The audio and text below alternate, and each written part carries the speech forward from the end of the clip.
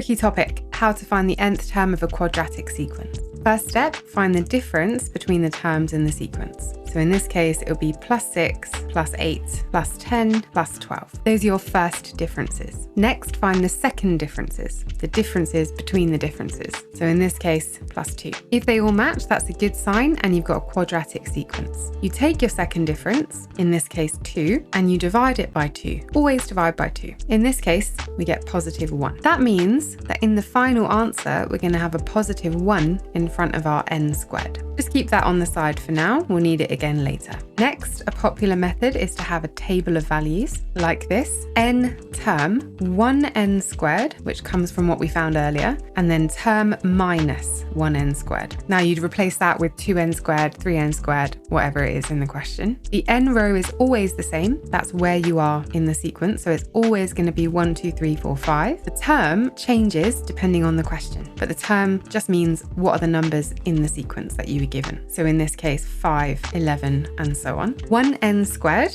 is 1 times n squared for each n value. So 1 times 1 squared is 1. 1 times 2 squared is 4. 1 times 3 squared is 9, and so on. As it says in the table, you then subtract. So 5 take away 1 is 4. 11 take away 4 is 7. 19 take away 9 is 10, and so on. Your next step is to look at that last row and notice that it is a normal linear sequence, in this case going up in 3s, which means you can find the nth term of that, just in the normal way, and in this case it will be 3n plus 1. All that's left to do is to take that 3n plus 1 and join it with the 1n squared for the final answer. Final answer is 1n squared, or just n squared if you prefer, plus 3n plus 1, and you're finally done.